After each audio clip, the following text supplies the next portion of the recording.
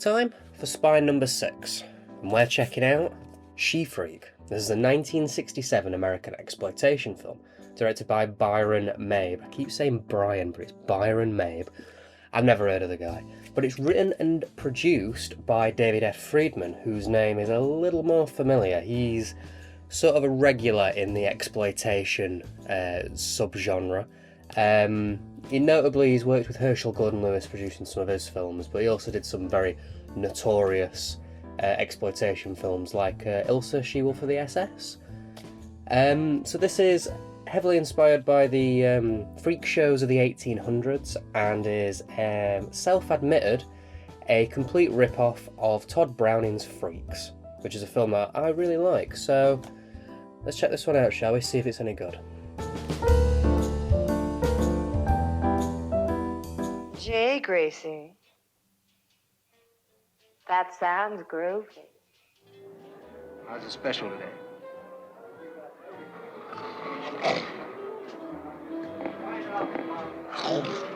Ladies and gentlemen, you're about to behold a sight so strange, so horrifying, so utterly monstrous, that I urge those of you who are easily frightened or upset.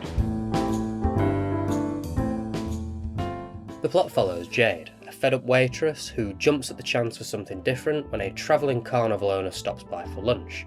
She works her way up through the ranks at the carnival, but the higher she gets, the more her bitter and nasty side shows through, until eventually she ends up joining the ones she was prejudiced to, becoming the titular She Freak. No word of a lie, this might be one of the most boring things I've ever sat and watched. This bare bones plot is just dragged, it is stretched through these B-roll montages of carnivals being set up and dull, lifeless conversations. This is one of the worst films I've ever seen, and when people ask the question, what's some of the best things, what's some of the worst things, this is high up on the list of some of the one of the worst things I've ever watched. Might make a little video on some of the worst. Maybe. If you like that idea, let me know. This is also one that I bought first. I got this with the McPherson tape. I bought them both as a double bill for a movie night with friends. She Freak was second, and let's just say it didn't go down very well. Look shook. I just saw him. Who, the crowd? The freaks? So? They're so horrible.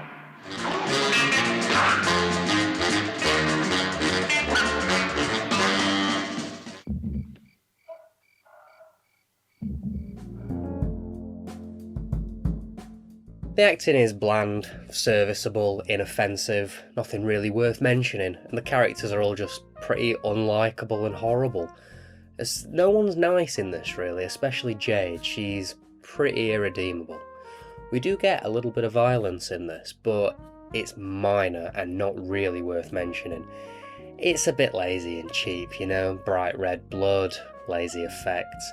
The same can be said for the She Freak makeup, which we only see in the very last minute of the film. No joke, you wait 82 minutes to see the She Freak, and it doesn't even look that good. It just looks cheap again, and funnily enough, the She Freak on the cover looks way better than it actually does in the film. And when you've seen this, you've seen it, so who cares really? Funnily enough, found out that the effects for the She Freak were done by the guy who did the effects for Plan 9 from Outer Space. So that kind of says it all really, doesn't it? The majority of this film, though, as I briefly said earlier, is B-roll montage footage of a carnival being built, taken down, and rebuilt. Outside of that, it's just B-roll footage of Jade working at the carnival and schmoozing with the higher-ups. That's pretty much all you get from this. It is insufferably boring. And I did make a little note. Every time these little montages started, I made a little note, just when it started and when it ended. And it adds up to about 25, just shy of 25 minutes of this whole film, of this 83-minute long film.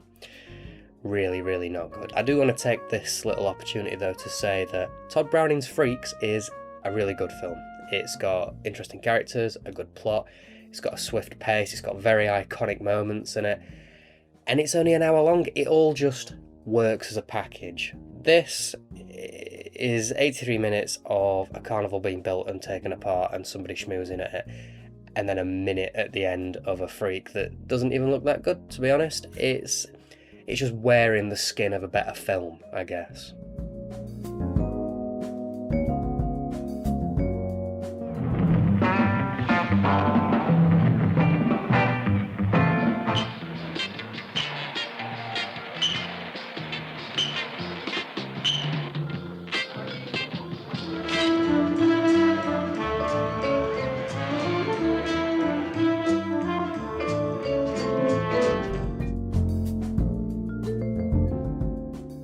The print on this is weirdly excellent. It's clear, crisp, it's a 4K remaster, sounds good, maybe a little quiet, and the picture is very clear, the colours really pop.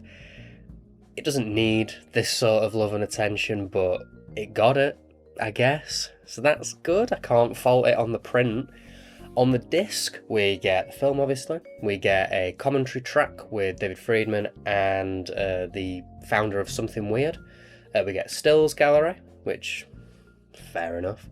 We get 8 minutes of footage that was added to this film when it toured under a different name. Apparently some guy just grabbed it and stuck some extra footage on it, and it was called Asylum of the Insane, and it's like 3D footage, you know, not modern 3D obviously, like the blue and red 3D of people like throwing a ball towards the camera and people like playing one of those ping, like bat and ball sort of thing, and then the woman dances, but she's not in 3D, and then a guy comes who is in 3D with a knife and stabs her, and he keeps cutting back and forth, and it's 3D and not 3D, and it doesn't add anything, honestly. It's 8 minutes of a waste of time, really. We also get, now this is just excessive, an hour and 40 nearly of David F. Friedman film trailers. I guess this is what it's passing off as a extra feature. These usually have 2 features on, so maybe it's, ooh, look, here's a feature's worth of trailers. I'm not watching it because it is just trailers. Just ridiculously excessive, really excessive.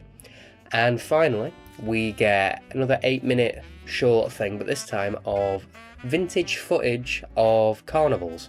There's stuff like fat ladies, a sword swallower, there's a pinhead, there's conjoined twins, that sort of thing, you know. And to be honest, this is the best thing on this whole disc. This was the most interesting. It was fascinating looking at footage from this sort of thing that obviously we don't see nowadays, and it was kind of the most redeemable part of this whole disc, to be honest. I'm really glad though that there isn't another feature on this.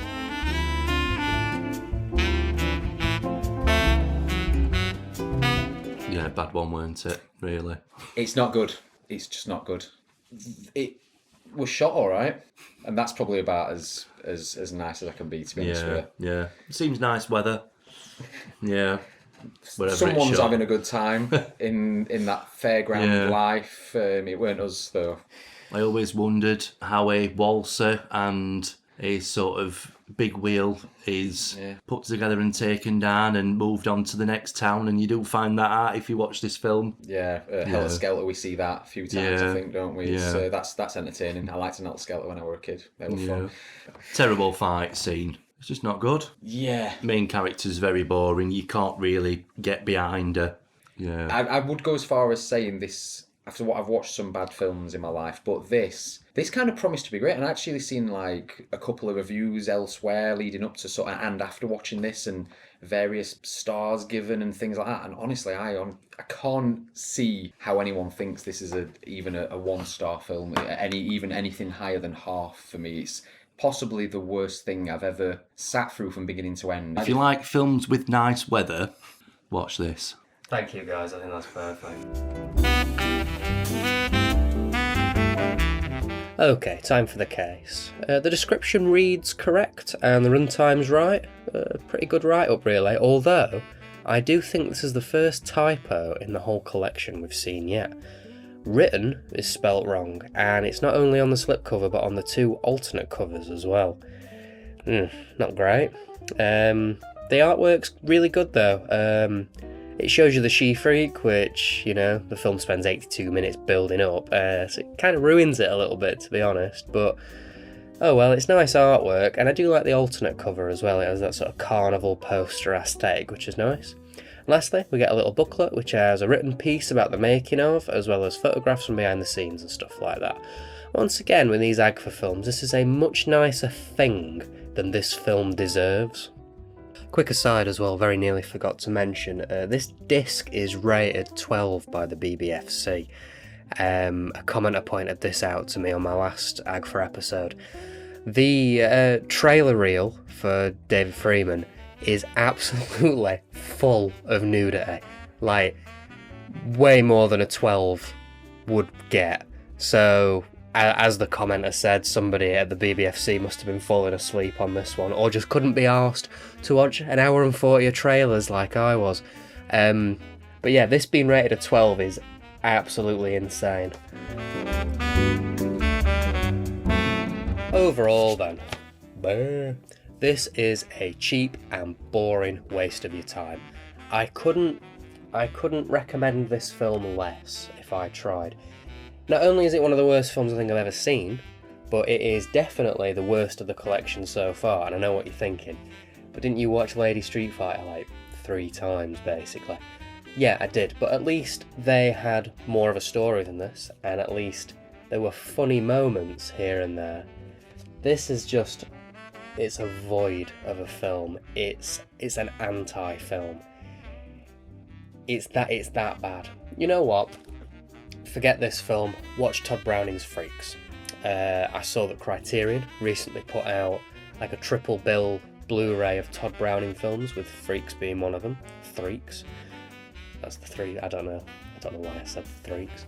But yeah, go check that out instead. Go watch that, it looks like a nice little set of things, and Freaks is a really good film. If for some weird reason you've watched this review and you've gone, that's the film for me, that's what I need to watch, then this is the way forward. I mean, it's a nice thing, it's packaged well, there's special features, it's a 4K restoration, which it doesn't need to be, but I couldn't recommend it at all. Avoid this one. So, one of the worst things I think I've ever covered on the channel this episode, and next time I don't know if things are going to get better or not. I've been warned of this film, and I don't know whether it's a positive or a negative warning. I don't know whether I'm going to have fun or hate it. Either way, next time on the AGFA and 101 series, we're going to be checking out Godmonster of Indian Flats.